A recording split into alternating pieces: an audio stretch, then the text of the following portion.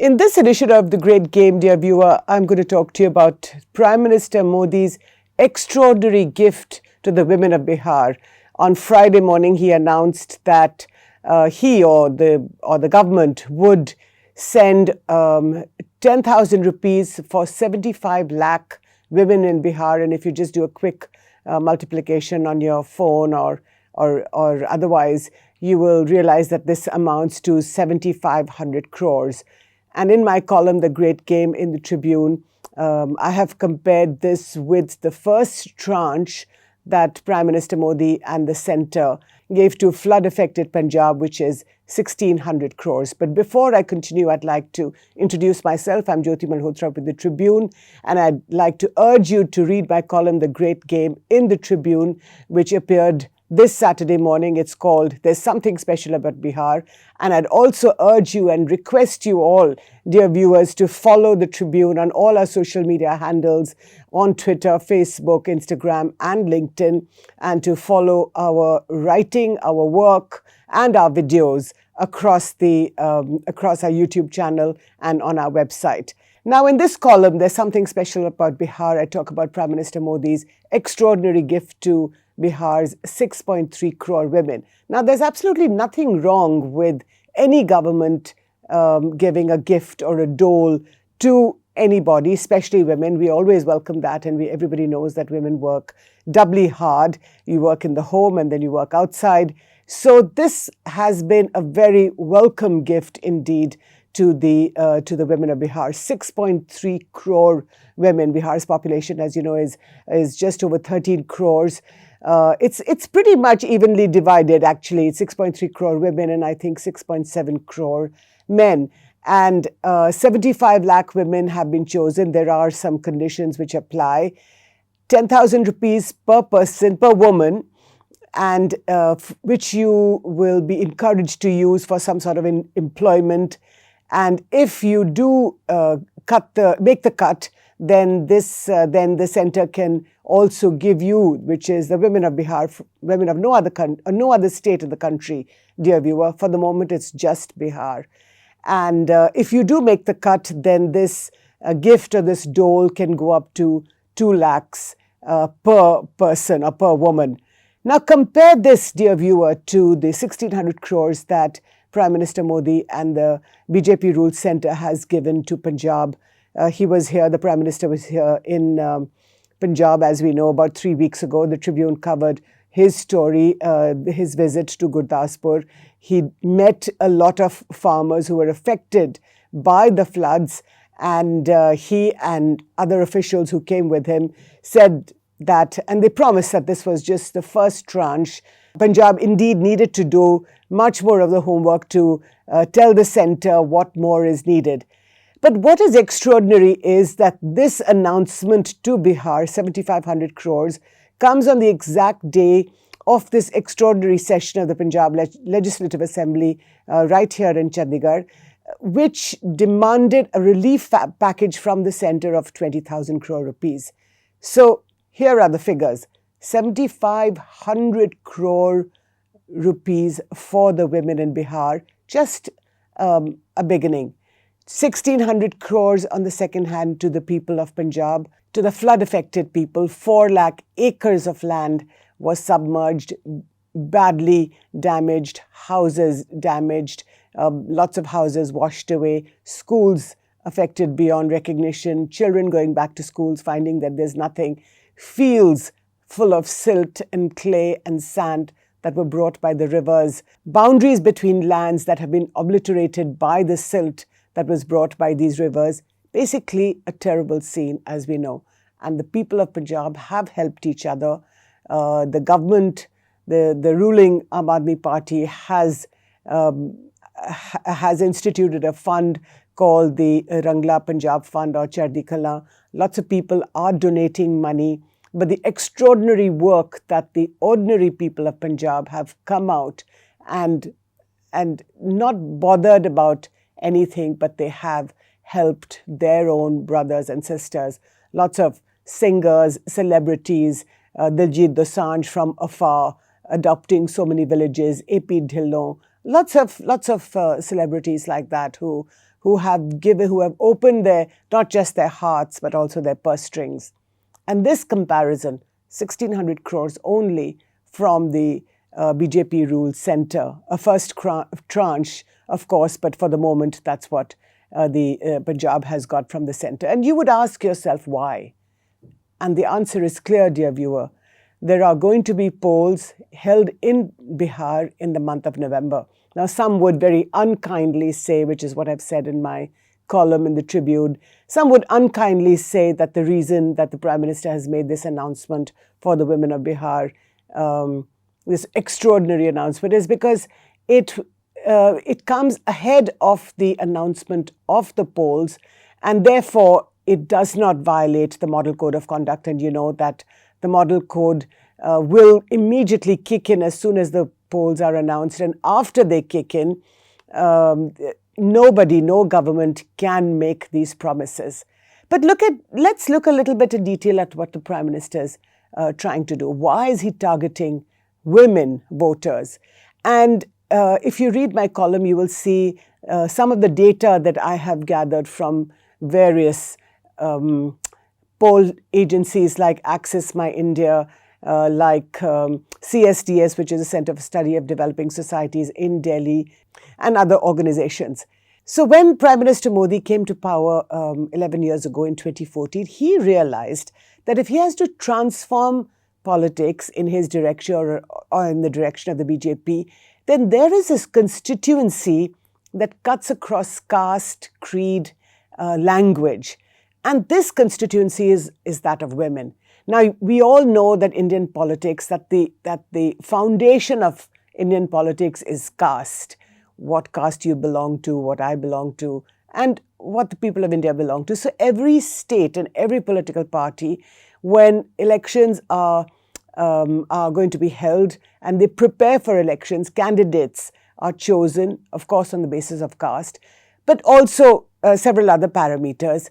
And what the Prime Minister has tried to do these last 10, 11 years is that he's tried to create this constituency of women, reaching out to them, telling them that, and trying to create this constituency that cuts across these parameters or this foundational and fundamental parameter of caste. Now, what is really interesting is that in 2019, Access My India, this poll organization, found for the first time ever, more women had voted than men in that election. While it was just a fraction of more women voters, but that had actually happened. In comparison with the first election in 1952, when I think 40-odd% women had voted compared to 63% of men, in 2019, there were more women voters than male voters. Now, that's extraordinary. But the news is worse for male politicians. And this is what happened. So in 2019, 67.18% of women voters and 67.02% of male voters. A very marginal difference between the two, but it did happen. It gets worse, like I said, for male politicians. In 2022, when elections were held in Uttar Pradesh, and in 2023, when elections were held in Madhya Pradesh, Access My India, again, this poll organization, found that more women had voted for the BJP than for other political parties. Significantly, while 73% women said they voted in favor of the BJP in BJP-aligned households, which means that households that were going to vote for the BJP as well, 73% of women voted in favor of the BJP. But and here is what is really significant, in 25% of households that were aligned in favor of the Congress, 25% of women voted for the BJP. Now imagine what's going on. What is going on is that Prime Minister Modi is reaching out to women voters, and that's why you see schemes like the Ujjwala Yojana, where gas cylinders were given free for the first time, and then I think when you had to replenish them, you had to buy these gas cylinders at market cost. Now, in retrospect, that hasn't worked very well, but not because of Prime Minister Modi, but because the price of gas, the market price has gone up. Then you have this Lakhpati Didi Yojana. And then here's another thing that the Prime Minister has done. In state after state going to the polls, women voters have been targeted. So you had in Haryana last year a promise to give money into women voters' accounts called the Lado Lakshmi. In Maharashtra, you had a poll promise called Ladki Bahin. In Delhi, which went to the polls this January 25, it was called Mahila Samriddhi Yojana. In Chhattisgarh last year, it was called the Mehtari Vandana. So in state after state going to the polls, the BJP has promised to put X sum of money into the account of women voters if they come to power. So unabashedly tempting women voters with these sops. But the mother of all sops, of course, is what the Prime Minister has just given to Bihar's women voters, which is 10,000 rupees, a one-off sum of money, but it could go up if you were to create some sort of employment. Now, remember that the Prime Minister not so long ago talked against, he was very critical of these sops that political parties were giving, and he called them reveries. Now, back to Punjab, dear viewer, and we know that the situation in Punjab has not been very good these past few weeks, this past couple of months, with the rivers of Punjab, the Satluj, the Ravi, the Bias, that have devastated lakhs and lakhs of hectares of land. In fact, the India-Pakistan border, and you have the fencing on the zero line as well as on the international border, lots of stories in the Tribune which have talked about the devastation that has been wrought about by these rivers.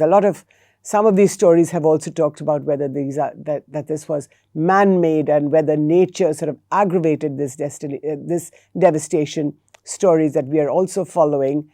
And I will end with a couple of points. This is a time of great trouble for Punjab. The political parties have all come out and they are all working very hard. The ruling Aam Aadmi Party, like I said, some ruling MLAs, Kuldeep Dhaliwal from Ajnala, he has done significant work. Some other ruling Aam Aadmi Party MLAs have not done such good work.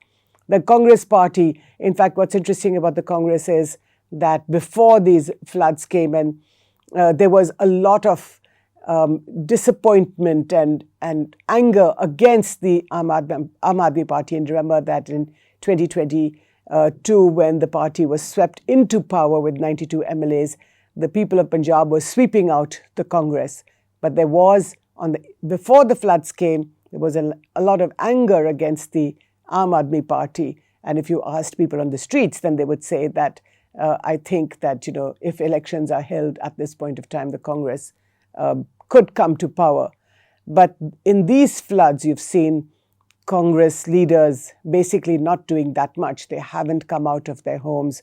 So you have, they all believe that they're all sort of chief ministerial candidates in waiting, have not come out of their homes to help the people as much. Sukhbir Badal's Akali Dal, you've seen him distributing cash, distributing diesel. Some work has been done by his party as well. And there you have it. The BJP has tried very hard to gather relief from other states, from as far as Gujarat. This is being sent to the people, and there are plans in the making that are targeting border districts of Punjab, the 6 districts, as well as dairy cooperatives. So in a sense, dear viewer, this is a make or break moment for Punjab. And the people of Punjab obviously will look at this comparison with what the Prime Minister is doing. 7,500 crores for the women of Bihar and 1,600 crores for the people of flood-affected Punjab, a huge discrepancy.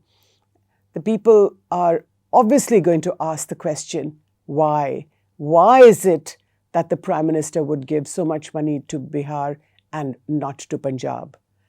So with this question, I'll leave you, dear viewer, and with the request to follow the Tribune's social media handles, to read our newspaper, physically as well as on the website, and to tell us what you think of our work. Thank you so much for watching.